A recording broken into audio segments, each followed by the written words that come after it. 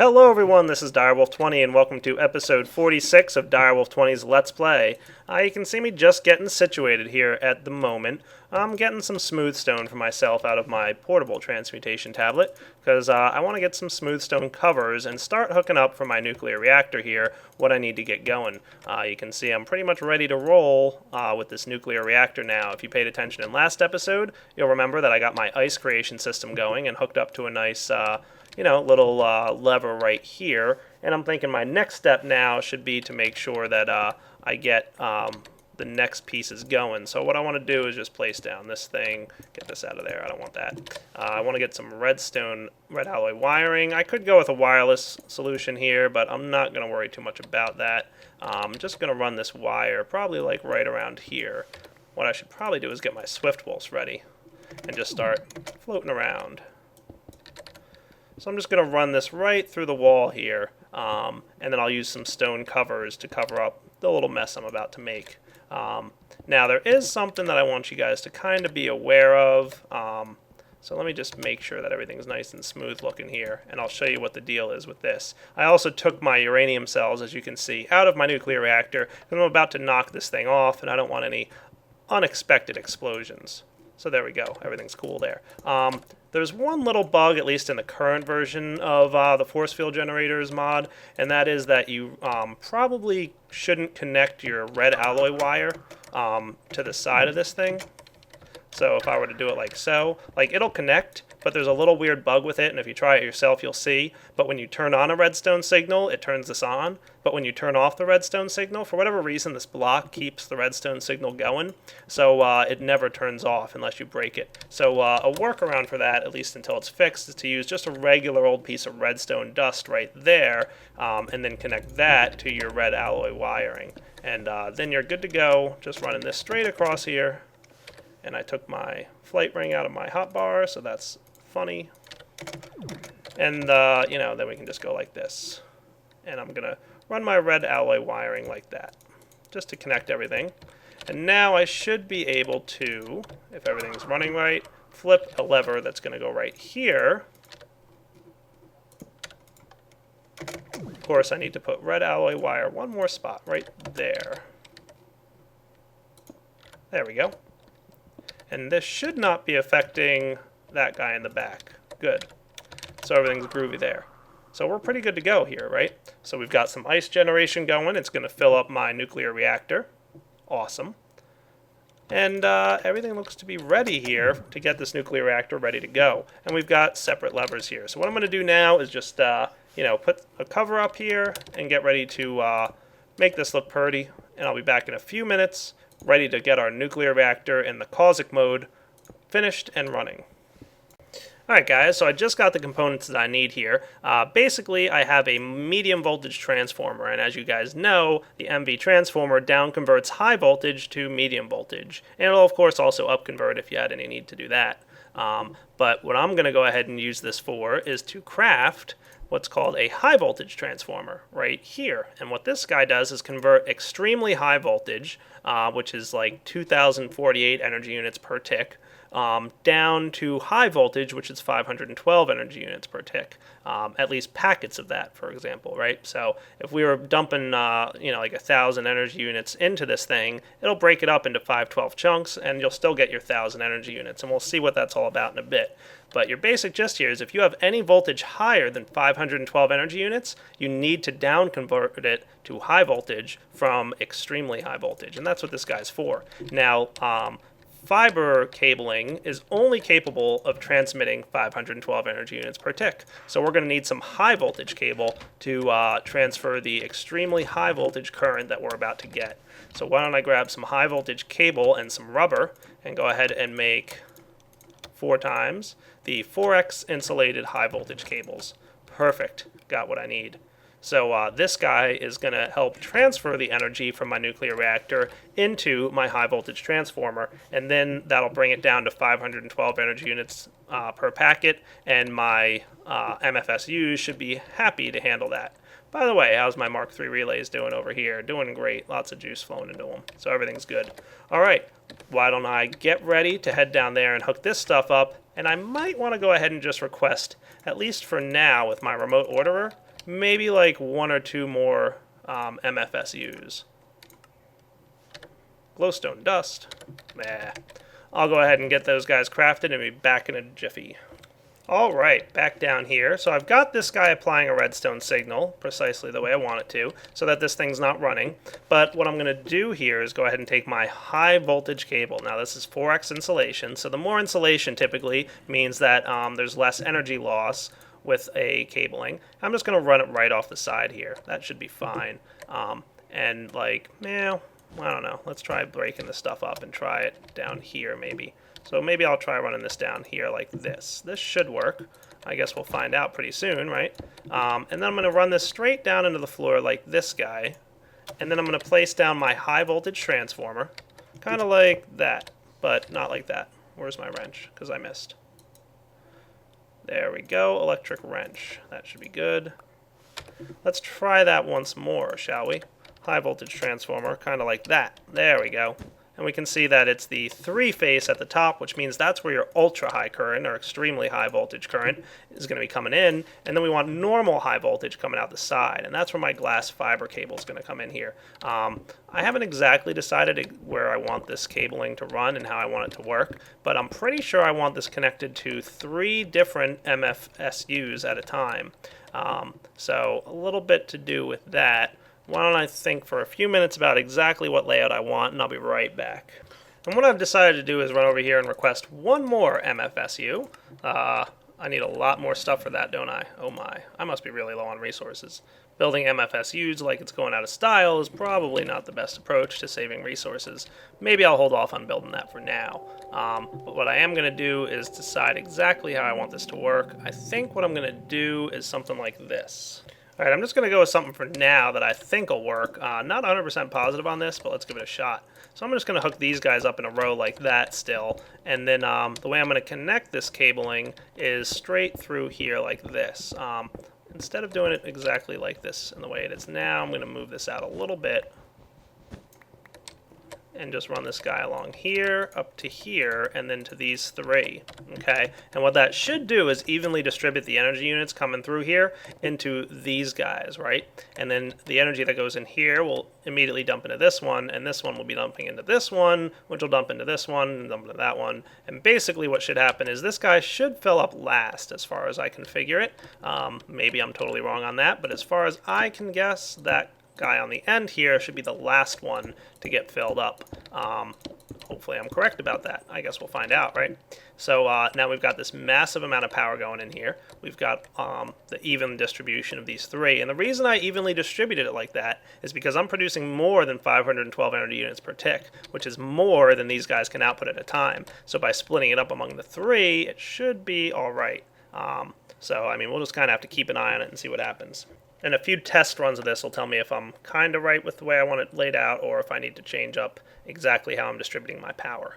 And maybe even just for the heck of it, I'll distribute it 1 more line with glass fiber going right up here.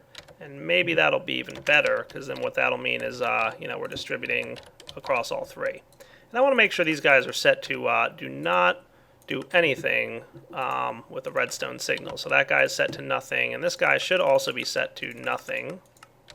That's correct. Just want to make sure everything is set to nothing. I'm pretty sure the default is nothing, but I just want to be sure. There we go. So right now the redstone settings are nothing all across the board, but I'm going to change that in a bit, don't worry. Alright, so I think we're ready here, right? I basically just need to turn this on, fill this guy up with ice, and then I can activate the nuclear reactor. Dun, dun, dun. So why don't I get some uranium cells and I'll be right back. Oh, and by the way, I am a big dummy. I thought I used frequency 20 somewhere. I used it upstairs in that fancy little lava room or elevator system with all the lasers and stuff. So I did use 30, so that was all my laser system. So I'm just going to bump this guy up to 40. Why not? We'll say 40 is our ice machine. I'm sure a lot of you guys probably wrote comments in the last episode, but I'm recording this episode before I uploaded that one, so yeah, I wouldn't be surprised if there was a ton of comments in there saying, dude, you already used 20, what's wrong with you? Well, yeah, what can I say? So that's fixed. I think we're ready to roll here. I probably have to go over here and set this guy to use 40. That's a lot better. But that's cool, because I needed some ice anyway. I was going to pretty much turn that on in a moment. Not a big deal, like I said. But I'm going to place this ice down here, which is pretty much where I want my ice showing up. And I grabbed a bunch of empty cells and uranium cells. I think I turned my music up just a little too high. And I'm going to start crafting these up. Now, I also have a few that I stole from before, so let's get that going. So what should happen is, because we have this redstone signal applied, we shouldn't have any issues with regards to the nuclear reactor running. And we can hear it's not running, but I have IC2 sounds off, so we want to double check by grabbing our EU reader. No energy flowing through this cable means the nuclear reactor is definitely off. Let me clean up my inventory real quick, and I'll be right back. Alright, so what I'm going to do here is just craft up a bunch of cells. So there's some uranium cells, and they're all going to go in here.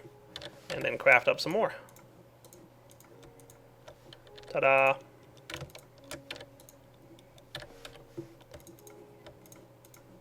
And I should have enough for all these guys, and they can all go in. And I don't know if you guys counted this, but I have exactly 42 uranium cells in my nuclear reactor. Ha ha ha. 42, that's right. So let's turn on our ice machine and simulate an overflowing ice situation. Ice machine on, and we should start getting ice created. Okay, now this stuff's going to obviously flow in here. Once this guy is fully running at full speed, it takes a moment to warm up. And we're going to turn that down just a little bit.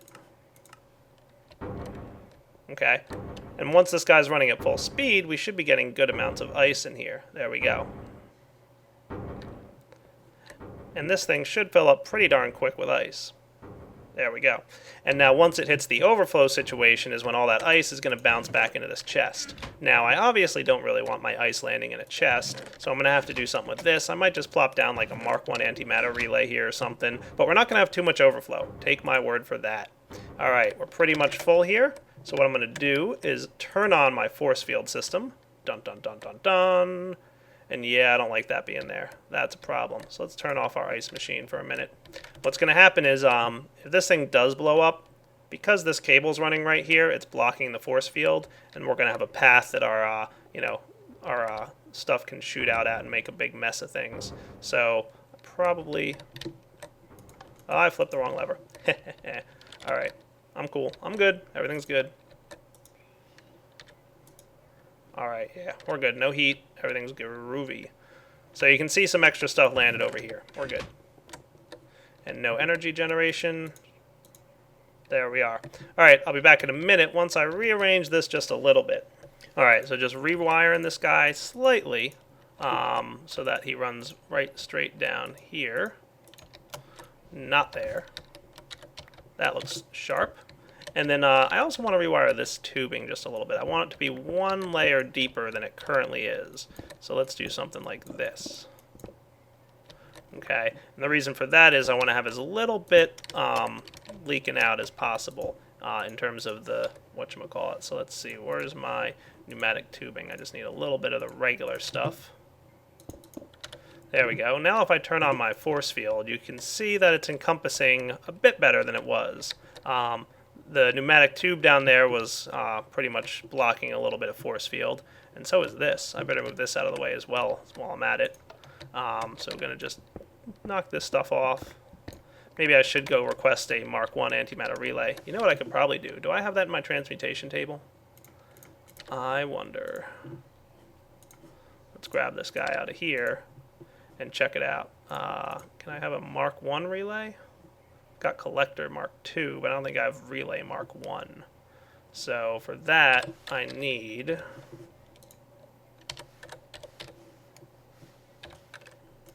there we go. Just an energy collector Mark 1, some obsidian and some glass. Why don't I get one of those real quick? There we go, making an energy collector Mark 1, and just surrounding that with obsidian, right? That's all it was? There we go, antimatter Mark 1. Do I want to teach my transmutation tablet that? Sure, why not? Learned. And then I can place this guy right here instead of this chest. No need to use a chest here. That's kind of unnecessary. So just picked up all that junk. And then I'm just going to knock this flooring out and do the same thing, is just run the pneumatic tubing a little bit lower to make sure that just in case there's an explosion, believe me, with this high of a reactor output, you definitely want to be a little bit careful. And then what you can do is you'll see that the ice is just going to burn up here, and we're not going to have that much ice going on. You know, if it becomes a problem where it's overflowing more than this Mark 1 reactor can handle, I can, of course, you know, switch it up. Alright, so let's turn this lever on now, and we should see a pretty well protected area. As you can see, the force field's pretty well protected. The only thing that this force field is not covering, and it's necessary, is this block right here. I'll just dig down a little bit, and you guys can see that this block is the only one being blocked by the whatchamacallit, the pneumatic tubes here. And we can see there's some ice in here. Our uranium cells are ready to roll. I think we're good to go.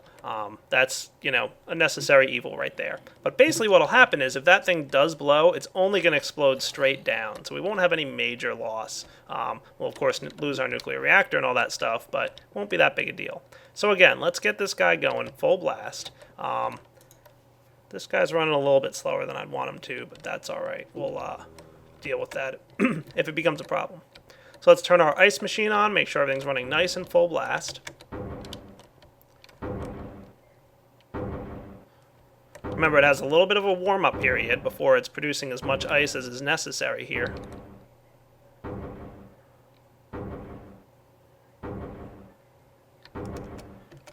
And this guy is a 1.5 second timer, right?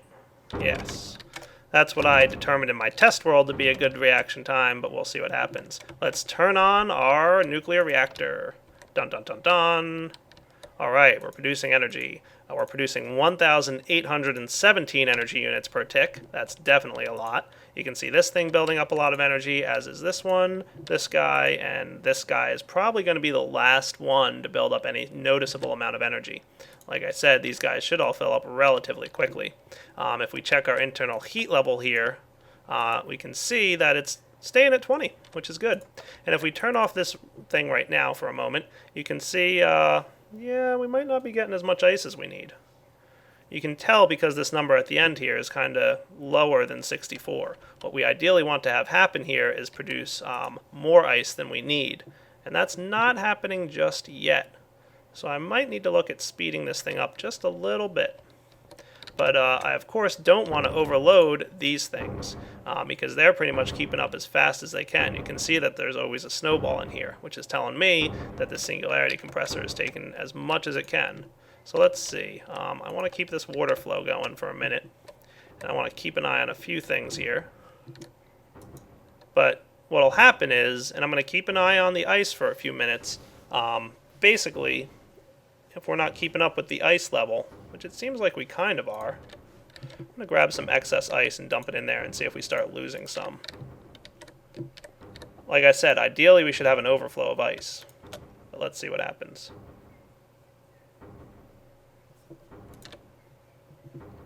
It might have just been a little bit of a slow start. This is a pretty balanced reaction right here.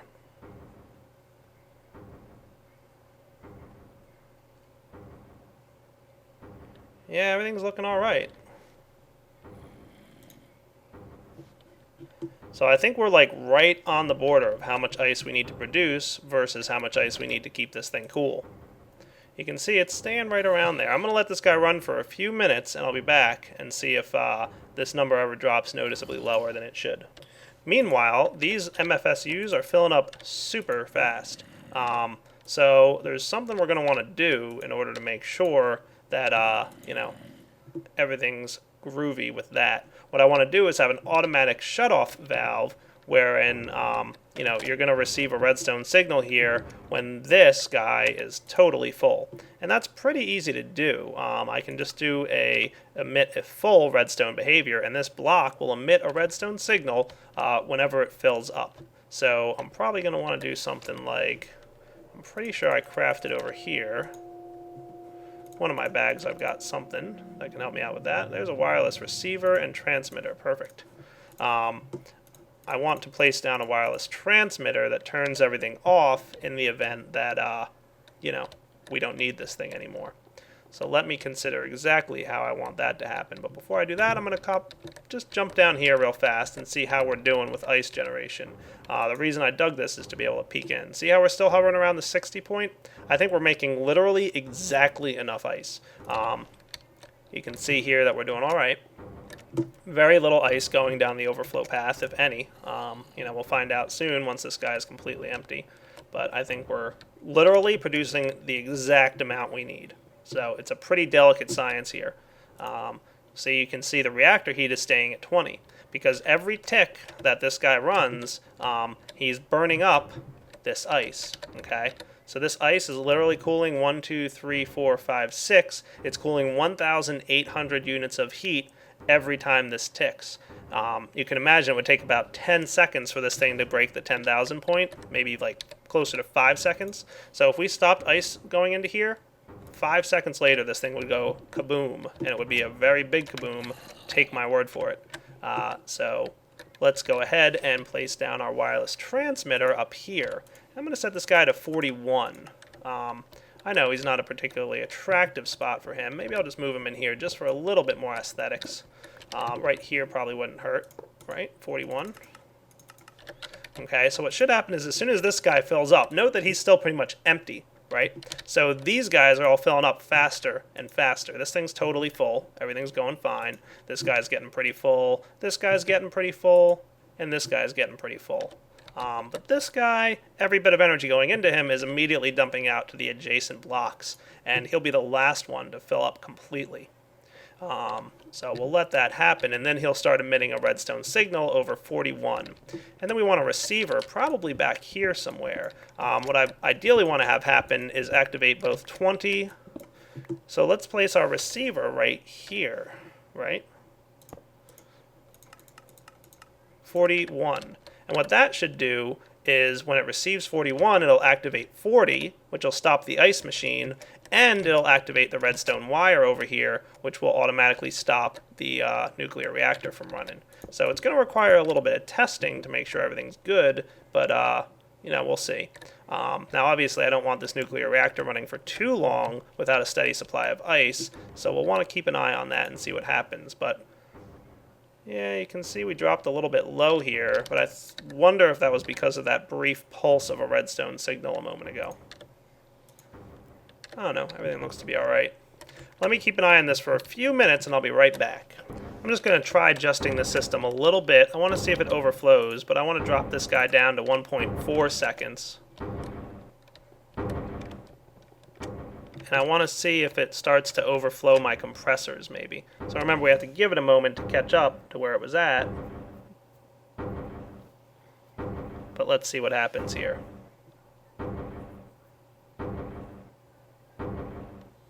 So you can see my snowballs starting to add up here.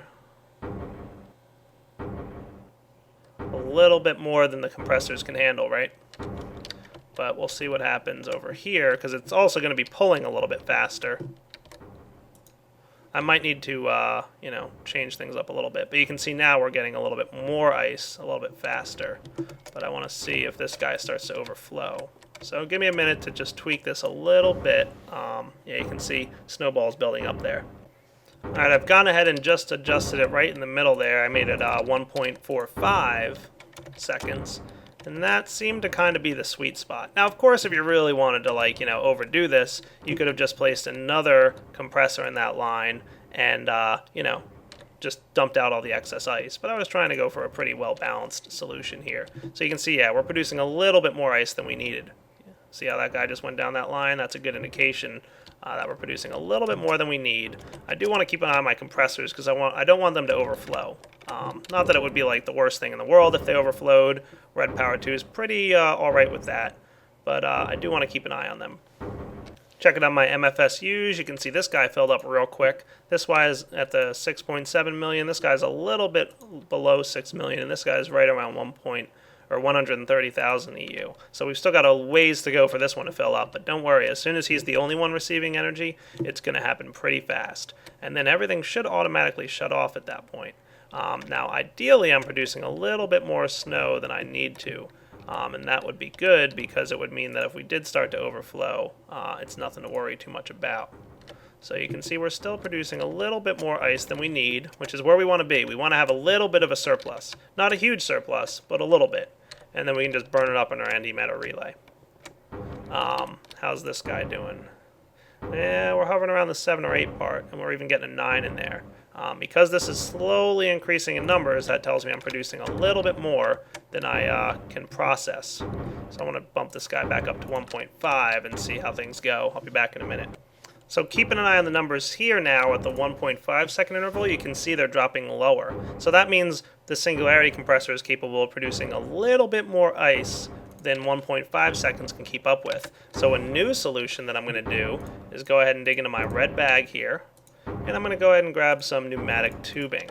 Okay, and let's set this guy back to 1.45 seconds. Now it's again a little bit faster than my machines can keep up with, but that's okay, because what I'm going to do is just have a dump out for snowballs. Now you'll note that snowballs will not burn up in an antimatter relay, so I can't just throw them in there. I could autocraft them into snow if I wanted to, or I could kind of do whatever I want. Give me a minute or two to think about what I want to do with these snowballs. Snow will craft into EMC in an antimatter relay, and that's what I might wind up going with. Alright guys, so like I said, I think we're pretty stable at this point. Looks like we're still, putting as much ice in there as we can, and we're getting a little bit of overflow, which is good. Like I said, any amount of overflow landing into our relay here is a good indication that we've got more ice being produced than we need. Let's see what this number's up to. It's hovering around 4. Ooh, I forgot to connect power to my singularity compressors. I should probably do that at some point, huh? Yeah, why don't I just grab real quick a Lapotron crystal. That would have been funny as my singularity compressors lost power. That would have not been cool. Let's go ahead and fill that guy right back up. There we go. Everything's good. Crisis averted. Almost a problem. But you can also see real quick here that our MFSU is starting to get full. All these other guys, I imagine, are full. So plenty of EU hanging out here. Tons of it, as a matter of fact. And if we check our EU levels here, we're still producing 1,817 energy units per tick. And this line should now be getting all of it.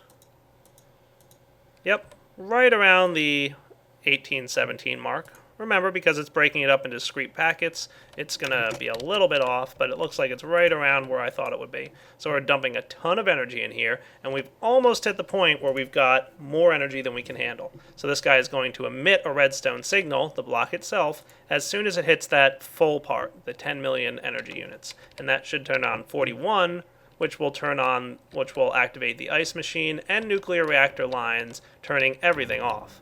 So let's see what happens. We're right about there. Hovering around 9 million. And because we're using redstone on conditions to turn stuff off, we still have these manual cutoffs, and no matter what the situation is over here, this nuclear reactor lever will always turn off when I hit it. So we're right about the point here where this guy's going to get full. So let's see what happens. I'm going to go hang out in my room for the moment, and everything should shut off in a moment.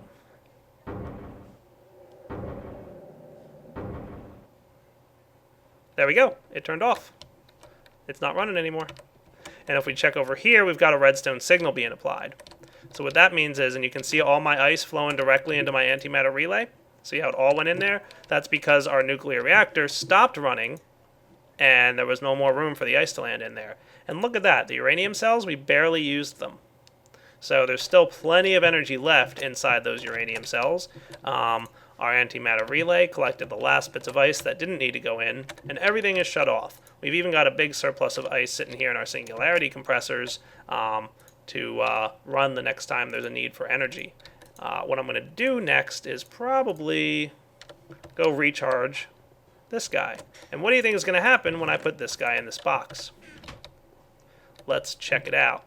Theoretically, it should go land in the MFSU, and energy will drain straight down the line, and this guy will be the one at the end that runs out of juice. So you can see real quick, he's running low. And it's going to start producing more for us, which will, turn on our machine again and let everything start running. But give me a minute here, and you can see it's kind of twitching on and off a little bit. I have to figure out why it might actually be doing that. So give me a moment, I'll be right back.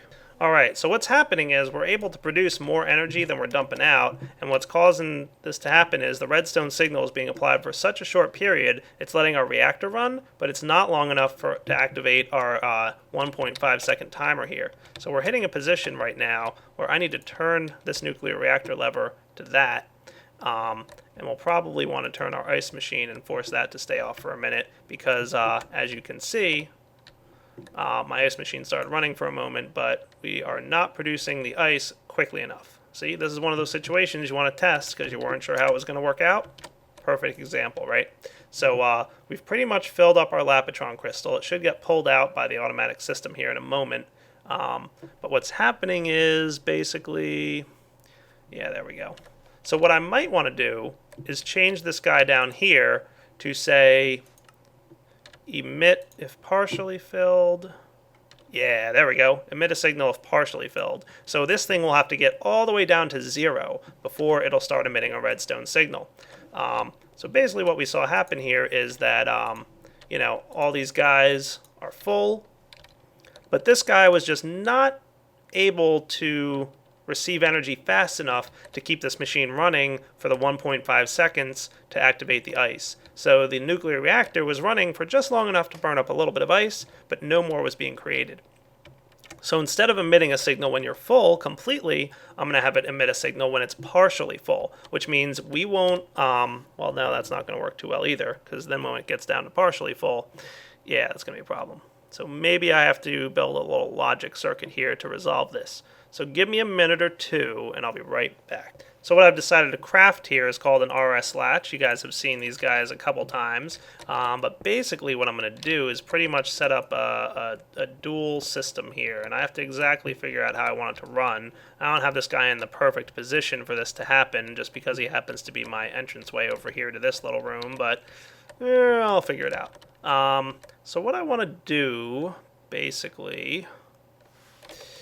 give me a minute. Alright guys, you ready? Let's try this out. I've got my cobblestone structure pipes. I'm going to place one here on the top and one here on the side. And this guy I'm going to place an iron AND gate, and this guy I'm going to place an iron AND gate.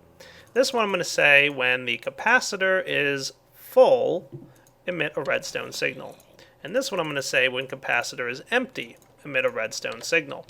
I'm going to run some stone structure piping, stone jacketed wire from red power 2 straight over to this side.